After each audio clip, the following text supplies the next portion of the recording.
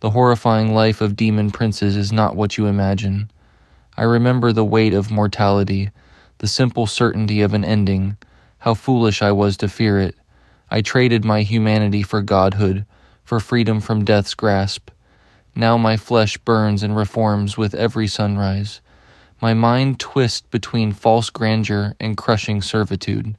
My victories are not my own. My will bends to powers I once thought I could control. I command armies across burning stars one moment, then writhe in chains of living fire the next. They call me immortal, but can you truly live when you belong to another? They call me a prince, but what ruler wears a crown that causes only pain? What I gained in power I lost in something far more precious, something you still possess. Would you make the bargain I made if you knew the true price of eternity? I was once a warrior of the Wordbearer's legion. My name then is irrelevant, stripped from me as thoroughly as my humanity. I served during the Great Crusade, faithfully bringing worlds into compliance for an emperor I believed would guide mankind to glory among the stars. When Lorgar turned his gaze from the false emperor to the true powers ruling the cosmos, I followed, not out of blind obedience, but conviction. The Chaos Gods offered truth in a universe built on imperial lies. They promised power to those bold enough to seize it, and I was nothing if not courageous. For 2 centuries I fought in the Long War. I led raiding parties into real space, commanded warships that reduced agri-worlds to ash, and offered the screams of billions to the dark gods. With each atrocity, their gaze upon me grew more intense, their whispers clearer in my dreams, promises of glory, ascension, and freedom from flesh's weaknesses. I listened, I believed. The anointing, as we called it, occurred on a world whose name is now lost to time, an insignificant imperial colony on Ultramar's fringes. Its only value was symbolic, a world claimed by the sons of Guilliman. We descended like a storm, not to conquer, but to desecrate, transforming it into a ritual site to draw the gods' attention. For 7 days and nights my warriors and I performed the grand ritual. We erected 8 spires of flayed corpses around the governor's palace, each aligned to channel warp energies. The population was not merely slaughtered, but utilized, each death choreographed, each scream a precise note in a symphony of suffering echoing into the immaterium. Blood flowed in geometric patterns through the streets, forming sigils visible only from orbit. The planet itself became an altar. On the final night, as the veil between real space and the warp thinned to a fragile membrane, I stood at the center, my armor inscribed with blasphemous runes that seared my flesh through ceramite, bore the weight of the moment. I discarded my helmet, my face turned upward to witness roiling storm clouds gathering above. Lightning struck the spires in perfect sequence, and the veil tore open.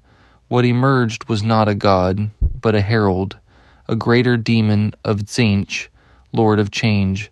Its form shifted ceaselessly. Iridescent feathers melt into scales, then crystalline structures, then back again. Its many eyes regarded me with what I mistook for respect. When it spoke, its voice was 1,000 whispers in my mind. The changer of ways has marked you, mortal. Your ambition pleases him. Your cunning amuses him. Your potential intrigues him. Are you willing to shed the last vestiges of your humanity to serve eternally in his legion of the changed? Without hesitation, I said yes. Without grasping what I was surrendering, I gave everything. The daemon's laughter was the last sound I heard with mortal ears. Its talons pierced my chest, not to kill, but to transform. My body erupted in blue flame, consuming flesh, yet preserving consciousness. I felt every moment of my unmaking, every cell torn apart and reshaped by a god's incomprehensible will.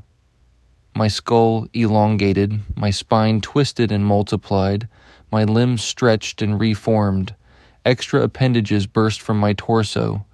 My skin hardened into plates in some places, turned translucent in others, revealing organs no longer functioning as intended. The pain defied description, transcended sanity, not merely for its intensity but its wrongness. It moved in directions pain should not reach, carried tastes, colors, and sounds, existed in dimensions the human mind cannot fathom. Then, abruptly, it ceased. I stood taller, stronger, remade. Power surged through what remained of my veins. Reality seemed malleable around me. I could see warp currents, threads of fate and possibility, hear my followers' thoughts as they prostrated themselves. I laughed, and the sound shattered the crystallized tears of those weeping at the ritual's start. For a moment, one perfect moment, I believed I had triumphed, transcended mortality, and joined the divine, that I was free. I was wrong, so terribly, cosmically wrong. The first sign came minutes later as the demon that transformed me fixed me with its kaleidoscopic eyes. I tried to speak, to thank my patron for this gift, but my mouth formed unintended words. I pledged eternal servitude in ways more binding than any mortal oath. It wasn't force compelling me. The desire to speak those words had been woven into my new being. My will remained mine, but it had been reshaped. The demon nodded, satisfied, and gestured to a swirling portal behind it. Your first task awaits, Prince of Change. Do not disappoint your master. I stepped through without question, not compelled, but unable to imagine otherwise, and thus began my existence as Zytherion, demon, Prince of Tzeentch, eternally bound to the God of Change's will. What followed was a period I can only describe as intoxication. The power was real, as was the near immortality. I led war bands through the eye of terror, commanding legions of demons and corrupted Astartes. I unmade reality around me, reshaping it to my whims. I dueled imperial champions, leaving their twisted corpses as monuments to change. Throughout, I believed I acted of my own volition, pursuing conquest and revenge against the false emperor. Decades passed before I noticed the patterns, subtle nudges in my thoughts, the convenient alignment of my desires with Tzeentch's unfathomable schemes. By then, it was far too late. The hooks were sunk too deep. I was a puppet granted the illusion of freedom, allowed to see my strings but never to sever them. Then came the first remaking. I had failed a campaign against a stubborn imperial world, not a grand defeat, merely a minor setback in an eternal war. But it displeased my patron. Meditating in my flagship's chambers, the pain returned. Not the transformative agony of my ascension, but something deliberate, personal. My form shifted without consent. Additional limbs burst forth only to be reabsorbed. My skin cycled through textures and colors, my organs rearranged in configurations lethal to mortals. For what felt like years, though perhaps only hours in real space, I was unmade and remade at Tzeentch's whim. When it ended, I barely resembled my accustomed form. My reflection in polished armor revealed a stranger, a grotesque fusion of avian and reptilian features, too many eyes, and a crown of crystalline horns. The message was clear. I was not my own. Even my form was alone, subject to revision or revocation at any moment. I existed at my God's pleasure, and that pleasure was capricious. This has been my existence ever since, periods of relative autonomy punctuated by brutal reminders of my true status. I have been reshaped more times than I can count, each transformation a lesson in humility, each new form a canvas for Tzeentch to express his ever-changing whims. There are days when I command armies that span the stars, when mortals and immortals alike tremble at my approach. There are also days when I am little more than a messenger, carrying obscure communications between greater demons whose machinations dwarf my own. There is no consistency, no reliable pattern to my status. Tzeentch elevates or diminishes me according to plans I can never fully comprehend. And always, always, there is the knowledge that true freedom remains forever beyond my reach. I traded one master for another, and my new master is infinitely more demanding, infinitely more invasive, infinitely more cruel in his capricious attention. This is the truth no aspirant to demonhood can grasp until it is too late. Ascension is not freedom. It is the forging of chains that can never be broken, the acceptance of a collar that can never be removed. We who were once mortal champions, believing ourselves worthy of godhood, have become mere extensions of our patron's will. Our victories are their triumphs. Our suffering is their entertainment. Our eternal existence is neither a reward nor a punishment, but simply a tool in the great game. I share this truth not in hope of sympathy or understanding. Such concepts are meaningless in the realm where I now primarily exist. I share it as a warning that will go unheeded, as all such cautions have since time's dawn. The path to power through chaos leads to one destination, regardless of which god you pledge to, and that destination is servitude, more absolute than any mortal slave has ever known. Remember this if you remember nothing else. In the court of the dark gods, even the princes are merely pawns. Let me tell you of my first campaign as a demon prince. The world was called Sarak Fifth, a forge world of moderate importance to the Imperium. Its primary export was bolter ammunition, a mundane yet vital product keeping Adeptus Astartes guns firing across 100 war zones. Not a prestigious target, but one whose loss would sting across multiple sectors. My invasion was not merely an act of war, it was a ritual itself. Each move of my forces aligned with a specific constellation in the warp's ever-shifting heavens. Each imperial defensive position I permitted represented a node in a grand spell, culminating in the world's transformation. This knowledge was instinctual, woven into my being during my ascension. The imperial defenders fought with the desperate courage of the doomed. Cadian regiments marched in perfect lockstep to their deaths. Tech priests converted industrial machinery into improvised weapons. Even the civilian workforce took up arms, wielding welding torches and industrial hammers against my demon legions. Their resistance was futile, but I admired their tenacity. It echoed the mortality I had forsaken. On the 49th day of the siege, I entered the central forge complex personally. The heat, intense enough to melt ceramite, invigorated my new form. The air reeked of molten metal, promethium, and fear. Servitors continued their assembly line work amid the battle, their programming too rigid to register the engulfing chaos. At the complex heart, I found the Archmagos. Ancient even by Mechanicus standards, more machine than man, he retained only a single roomy eye and scraps of withered flesh to hint at his human origins. He stood before a towering reactor core, mechadendrites interfaced with its controls. "I know what you intend," he rasped, his voice a metallic scrape. "You will not succeed, abomination."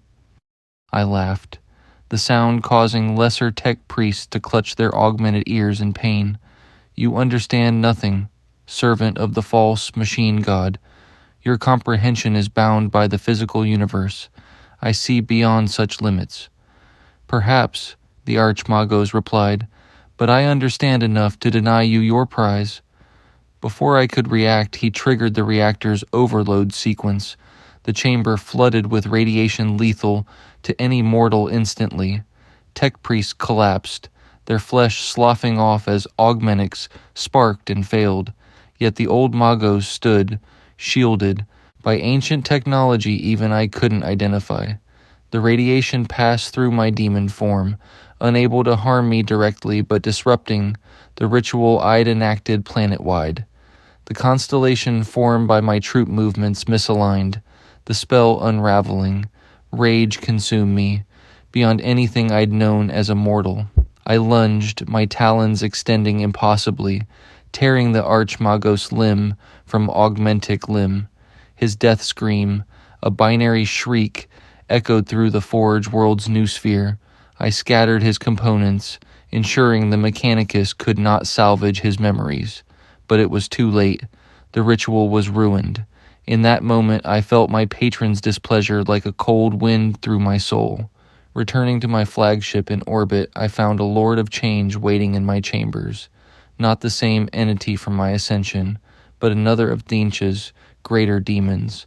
It regarded me with eyes reflecting stars' birth and death. "The architect of fate is displeased," it said, its voice a susurration of pages turning in forgotten libraries. The pattern was specific, the ritual precise. You allowed a single mortal to disrupt the grand design. "The world is taken," I protested. "Its production now serves the long war. Its population is slaughtered or corrupted. By any measure, this is victory."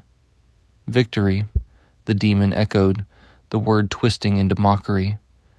"Tzeentch does not seek mere victory. He orchestrates symphonies of change across time and space. Your role was defined. Your performance has been found wanting." I felt it then, the stirring in my flesh, the onset of another remaking. But this one differed, carrying purpose beyond punishment or caprice. My body began to crystallize, starting at my extremities and moving inward. My consciousness remained intact, but my ability to act, move, or speak was stripped away. "You will serve as a monument," the Lord of Change declared, "a marker of failure, a lesson to others disappointing our master. Perhaps in a century or two, if your capacity for innovation returns, you will regain mobility." And so I remained, a living statue aboard my own vessel, watching as command passed to a lieutenant. I could still see, hear, and think, but not move a finger. My flagship became my prison, trophy room, and torture chamber in one.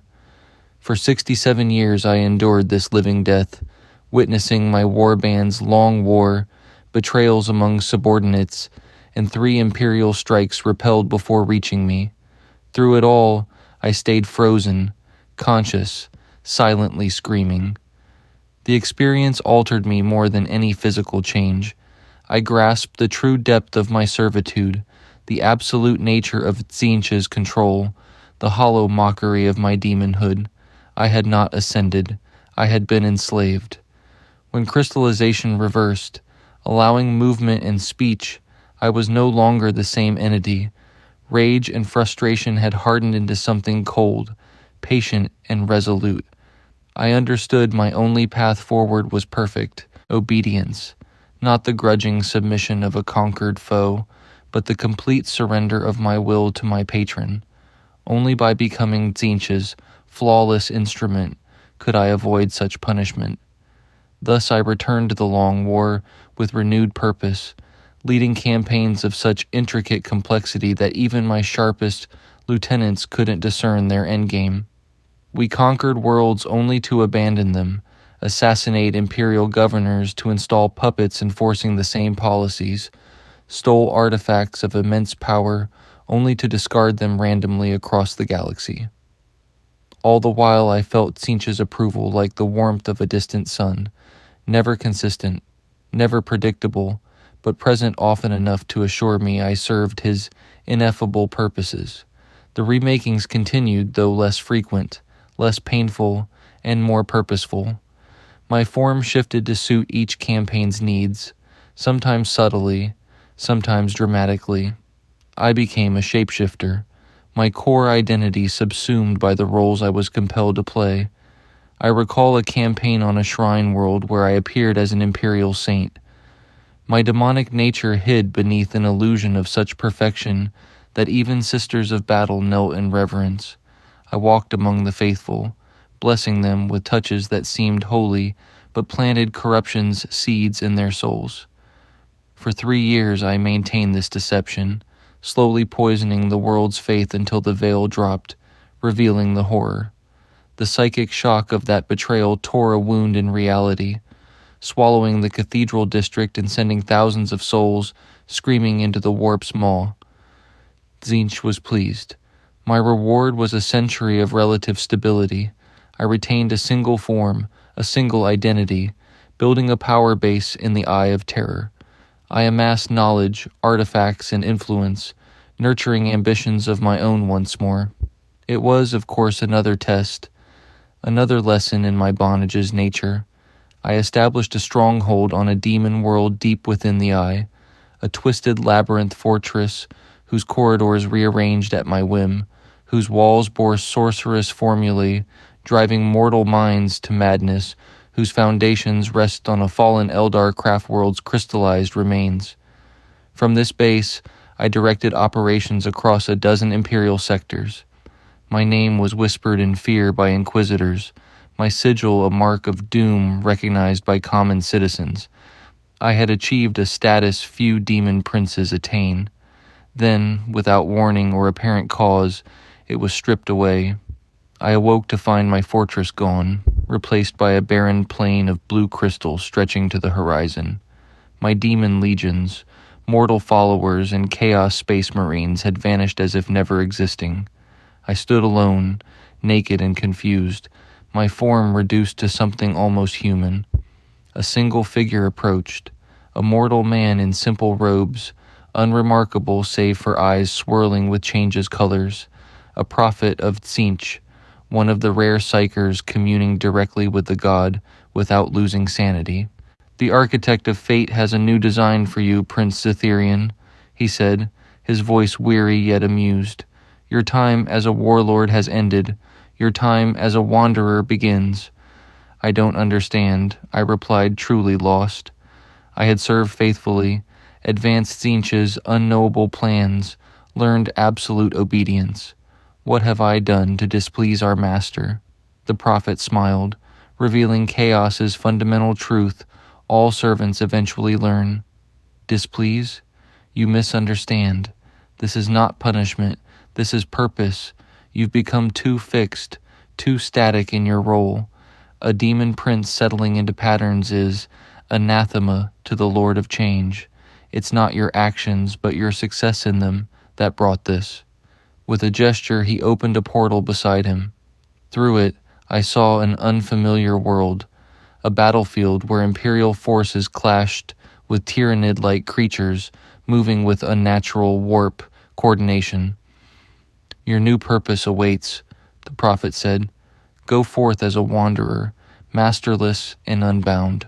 Sow chaos in its truest sense. Be unpredictable, transformative. Break patterns rather than establish them. When you've learned this lesson, perhaps you'll gain a new power, or perhaps not. Uncertainty is the only certainty in Tzeentch's service." I had no choice. I stepped through the portal into my new existence as a nomad, a random variable in fate's equations. For centuries I wandered, inserting myself into conflicts across the galaxy, disrupting rather than conquering. I became a catalyst for change, not an agent of specific design, abandoning my name, history, and consistent form that marked me as Zytherion. In this role, I discovered a different power, not the warlord's obvious authority, but the subtle influence of the unexpected.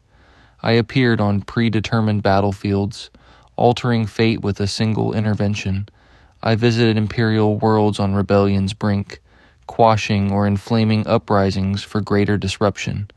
I whispered truths and lies to the powerful, seeding doubt, ambition, and paranoia. Through it all, I felt Tzeentch's attention like a weight, sometimes heavy, sometimes light, always present. I performed in a play whose script I couldn't read, whose ending I couldn't predict, yet I'd learned this was the point. Tzeentch himself knows not how his schemes unfold. He sets events in motion, delighting in their unexpected turns. My confusion, uncertainty, and constant adaptation were offerings to his nature. Yet even in this chaos role, I fell into patterns. Sentient minds, even demonic, seek structure. I began anticipating battlefields drawing Tzeentch's interest, developed disruption techniques I repeated in similar circumstances, and crafted a new identity. The Shifter, a nomadic demon prince heralding unexpected change. It was, in its way, another failure to grasp my bondage's essence. The realization struck during the Obscurest Crusade, drawn to a front where the Imperium gained against Chaos warbands. I planned to disrupt their advance by assassinating a general, replacing him with a doppelganger leading to an ambush, a plan I'd executed thrice with variations. A pattern, effective and unpredictable to foes, I'd infiltrated as a minor officer, one security level from my target when I felt the dreaded remaking. My human disguise melted, revealing my demonic nature in an Imperial command post. Officers and stormtroopers turned, confusion shifting to horror. Lasguns rose, orders rang out, and my careful plan unraveled by my master's whim. The slaughter that followed diverged from my intent. Rather than a surgical strike, I tore through the command in a frenzy of talons and sorcery. Escaping, I left half the Imperial High Command dead, their blood painting the bunker in patterns later recognized as a new Tzeentch symbol. Fleeing into the warp, my form still shifting, I understood. I'd grown predictable even in unpredictability. My techniques and preferences, my patterned chaos, were Tzeentch's ultimate heresy. Even rebellion must be original. Even chaos must be truly chaotic. The god of change revealed me deliberately, turning my plan into bloody mayhem, not because it would fail, but because it would succeed as intended. Intention's habit is anathema to him. This is the most insidious aspect of serving the changer of ways. Even perfect fulfillment of his desires may disappoint him through that very perfection. The only constant is inconstancy. The only reliable pattern is pattern breaking. I have existed in this perpetual uncertainty for millennia. Warlord and wanderer, general and spy, conqueror and saboteur. I have commanded armies blackening 1,000 worlds' skies, and walked alone through ashes of worlds I helped destroy. I have worn forms terrifying space marine chapter masters, and others so diminished that mortal guardsmen laughed, unaware of death until too late. Through it all I have served, not willingly, not unwillingly, but inevitably. My will and Tzeentch's have intertwined so deeply, I can no longer discern where one ends and the other begins. This perhaps is the dark god's ultimate victory over chaos pledges. Not enslavement, but transformation until slavery and freedom blur indistinguishably. But there are moments, rare and precious, when I glimpse what I have become, when I remember what I once was. These moments of clarity are the greatest torment of all. They are also, I suspect, deliberately granted by Tzeentch himself, a form of exquisite torture no physical pain could ever match. The knowledge of what I have surrendered, coupled with the absolute certainty that I would make the same choice again if offered, is a paradox worthy of the god of change. I wish to speak now of the most profound transformation I have experienced in my existence as a demon prince, not a physical remaking, though there have been countless of those, but a spiritual one. A moment when my bondage's nature was revealed in its fullest horror, yet paradoxically granted me the closest thing to freedom I've known since my ascension. This occurred during what Imperial records call the Third War for Armageddon. I was not directly involved, having been assigned by my patron to a more obscure theater in the Ultima Segmentum. My task was to corrupt a particular Ultramarine Librarian, a powerful psyker whose visions had thwarted several major chaos incursions. Tzeentch desired this space marine not dead, but turned, his power and prophetic gifts redirected to serve the god of change.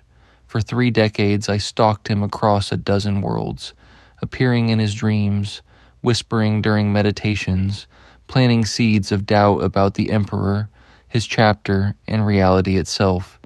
It was delicate work requiring subtlety beyond any prior attempt. I appeared not as a demon, but as a series of seemingly unconnected mortal agents. An Imperial Guard colonel with troubling questions, a planetary governor with evidence of ultramarine excess, a fellow librarian from another chapter with warped theories skirting heresy without crossing it. Slowly, methodically, I guided him toward corruption. I watched his certainty erode, his questions sharpen, his psychic use grow reckless. I felt Tzeentch's pleasure at each small victory, each step the librarian took toward damnation. This was to be my masterpiece, a demonstration of my value as a subtle agent of change, not just a brute force. The culmination was set on a shrine world called Piety, where he'd been sent to investigate strange phenomena around a saint's tomb. Phenomena I'd crafted to lure him to a place where the veil between real space and the warp was thinnest, perfect for his final corruption. I waited in the catacombs beneath the shrine, disguised as an ancient servitor among those maintaining the tunnels housing Piety's faithful dead. I watched as the librarian descended alone, his psychic senses drawing him to the nexus I'd prepared. His face was troubled, his movements hesitant. He sensed something momentous, though not its true nature. When he entered the small chapel where I waited, I saw recognition in his eyes, not of me as a demon prince, but as the thread connecting the agents, feeding him information over decades. His bolt pistol was in hand instantly, but curiosity stayed his trigger finger as I'd planned. "You have been following me," he said, his voice echoing in the stone chamber. "Manipulating me. Why?" I let my disguise slip partially, revealing enough of my true nature for him to sense the power beneath the servitor's withered form, yet not enough to trigger combat. "Because you are valuable," I told him. "Because you've seen the cracks in the Imperium's facade. Because you know in your heart the Emperor's plan has failed." He didn't deny it. Another small victory. "What do you offer instead?" he asked. "Understanding," I replied. "Knowledge without limits, power without constraint, the truth behind the veil the Imperium hides from even its trusted servants." The librarian stepped forward, his free hand outstretched as if to grasp the truth. Then he paused, his expression hardening. "And the price?" I smiled, or the servitor's face formed its closest approximation. "There is always a price, but 1/10 of thousands of space marines before you have deemed worth paying since Horus's time. Service in exchange for enlightenment." For a long moment he was silent, the war of decades of indoctrination against my planted doubts raging behind his eyes. His outstretched hand trembled slightly. He balanced on the precipice between damnation and redemption. One word from me would tip him over. The corruption would be complete, the victory mine. Then, in that crucial moment, I felt it begin. Another remaking. My carefully crafted disguise melted away, not gradually as intended, but violently, uncontrollably. The servitor's form sloughed off like wet paper, unveiling my true demonic nature in all its terrible splendor. Blue flames erupted from my eyes and mouth, limbs elongated, talons burst from once mechanical fingers, wings unfurled, shattering the low ceiling and cascading stone dust around us. The librarian staggered back, his bolt pistol rising, his face shifting from temptation to righteous fury. "Demon," he spat, the word both identification and condemnation. I could have killed him then. He was powerful but surprised. Alone, cut off from his battle brothers. Despite my ruined plans, I could have claimed his death as a consolation. But as I loomed over him, my form still changing to whatever shape Tzeentch deemed fit, a realization hit with thunderous force. This was not a punishment, not a capricious disruption. This was the plan, always the plan. The librarian was never the true target. My corruption of him was a feint, a distraction, a game within a game. Tzeentch had orchestrated my mission, knowing it would bring me to this place, this moment, not to turn a space marine, but to face this revelation. To grasp my master's influence's depth, to see that even when I believed I acted autonomously, I was a piece moved by an intellect foreseeing the game's end before its start. The librarian fired his bolt pistol. The mass-reactive shell detonated against my chest, tearing a hole that closed almost instantly. He backed toward the tunnel, still firing, each shot as futile as the first. I made no move to pursue. I stood amid the chapel's rubble, my transformation complete, my understanding transformed with my body. I let him go, not from mercy or indifference, but because his escape was part of Tzeentch's design. He would return to his chapter with tales of a demon conspiracy spanning decades.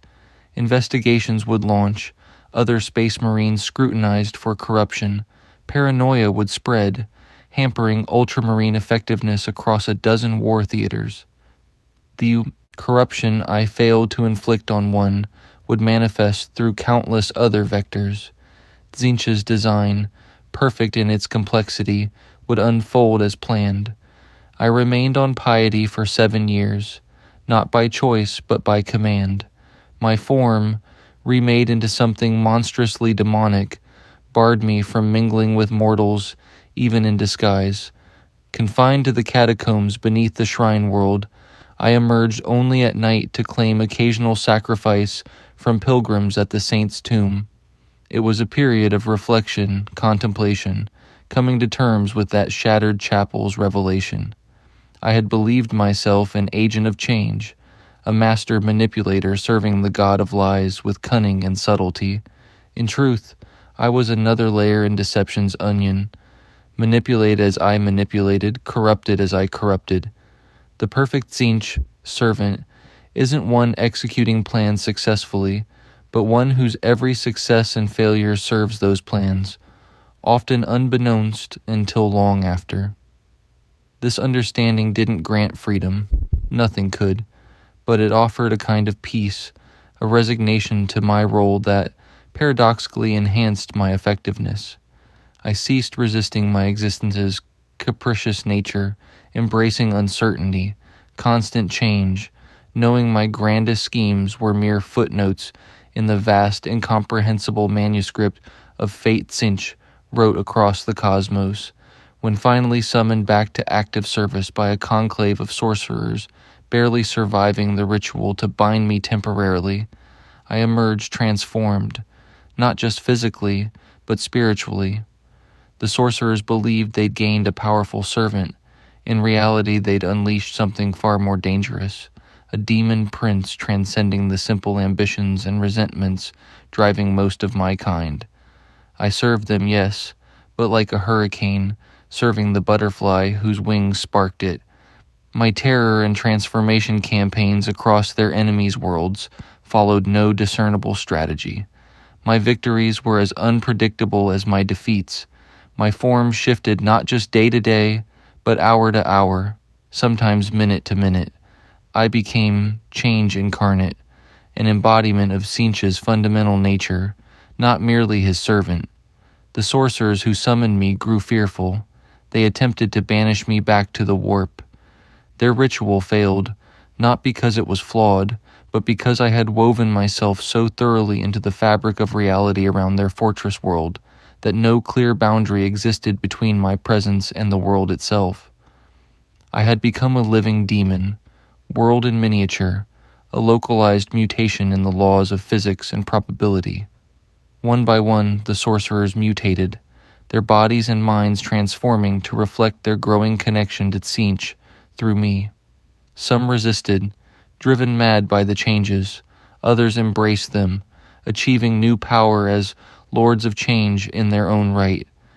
A few tried to flee only to find distance from my form did nothing to sever the bond.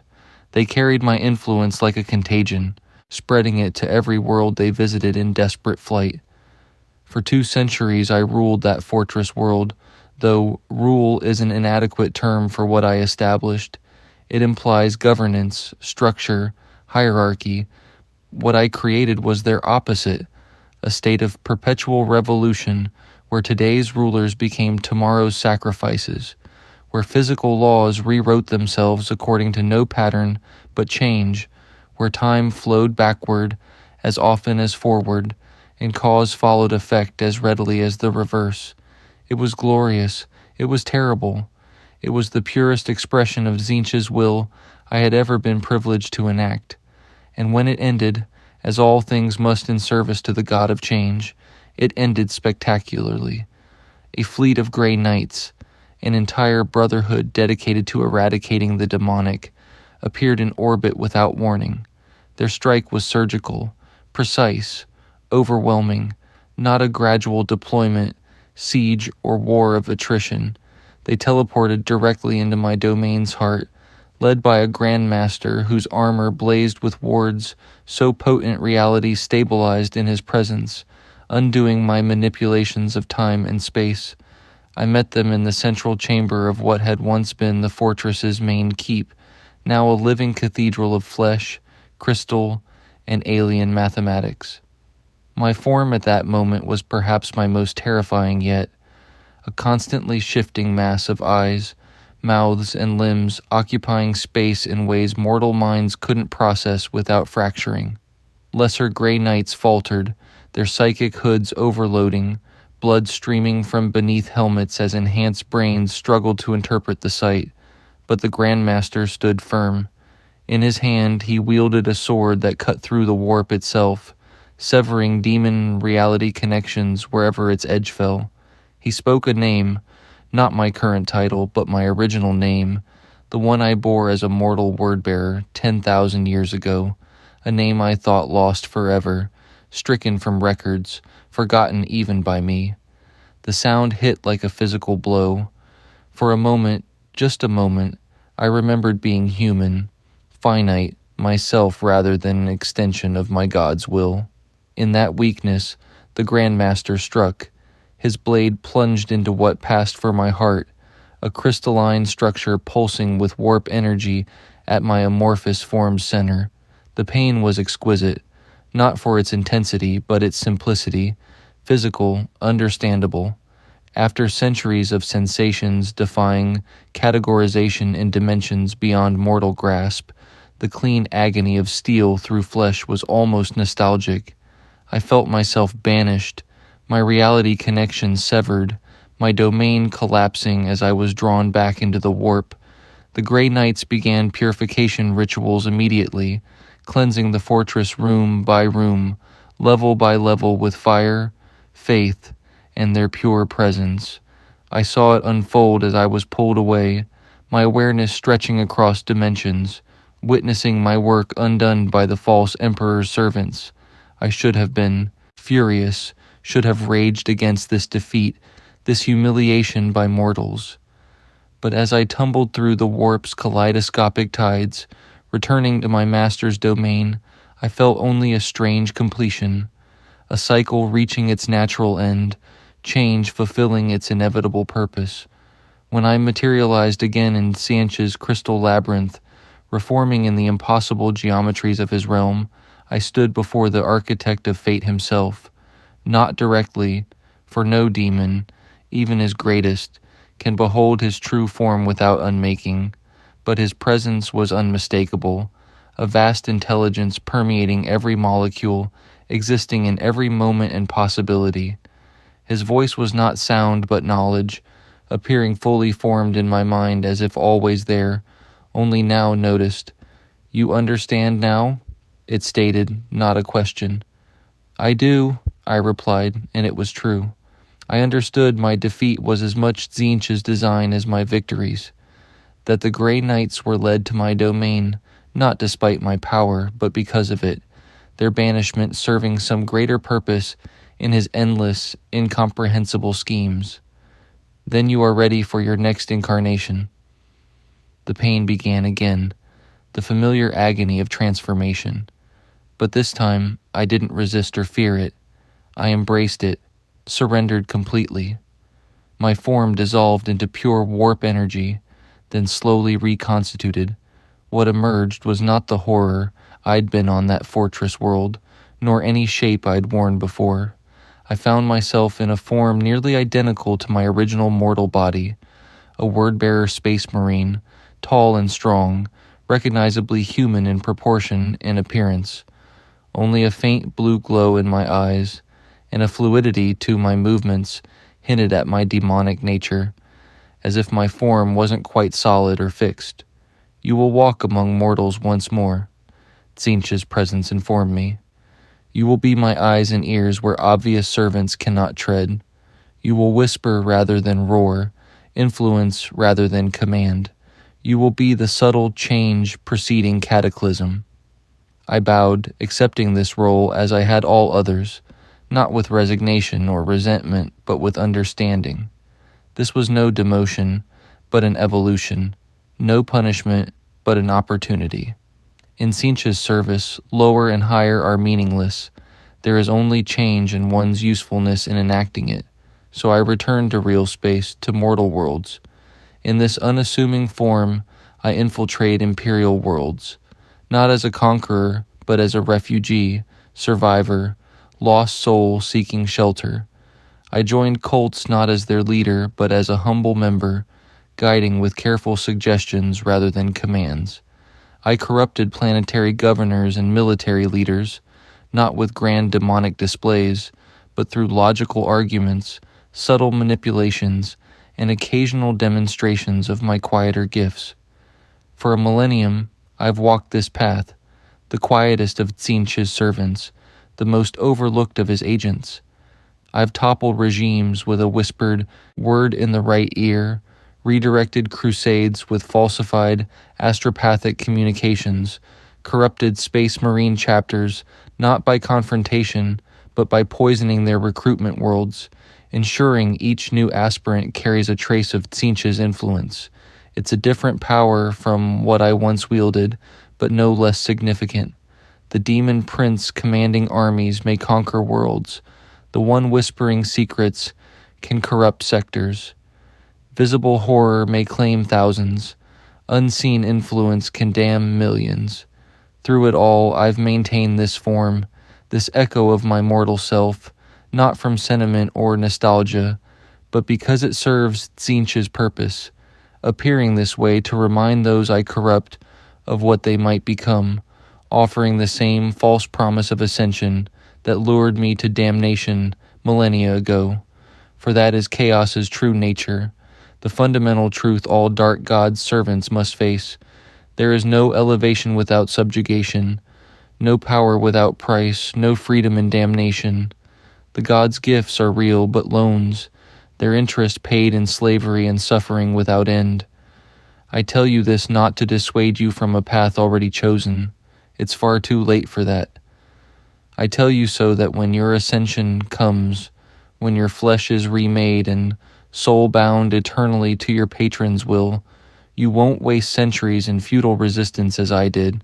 You will understand from the start what I learned only after millennia of torment. Acceptance is the only peace available to our kind. Surrender is the only victory possible for a demon prince. The gods will claim their due regardless of your struggle. The only choice is whether to pay willingly or have it torn from you. Peace by agonizing peace, through an eternity ending only when your usefulness fades, your power depletes, and your identity is subsumed into your patron until nothing remains of what you were. I am Zytherion, demon prince of Tzeentch, eternal servant of the architect of fate. I have worn 1,000 forms, commanded armies blackening uncounted worlds, skies, and whispered corruption into heroes' ears, whose names still echo with reverence in the Imperium. I have known power beyond mortal comprehension and subjugation beyond mortal endurance, and I tell you now, with the certainty of one living this truth for 10,000 years, that no escape exists from the bargain you've made. No freedom waits beyond Daemonhood. There is only service, eternal and absolute, to masters whose designs you'll never fully grasp. This is the crown we bear, we princes of the warp, not a crown of glory but of endless suffering, not a mark of elevation, but a brand of ownership. Remember this in the long millennia of service ahead. Remember and find what peace you can in knowing your struggle and surrender alike serve only to further incomprehensible schemes of gods, viewing you as a useful tool to be reshaped or discarded at their whim. This is the only wisdom I offer, the only gift I can give to one treading the path I walked long ago. Take it for what little it's worth. And may your chains rest lightly upon you, brother, in the eternity of servitude stretching before us both.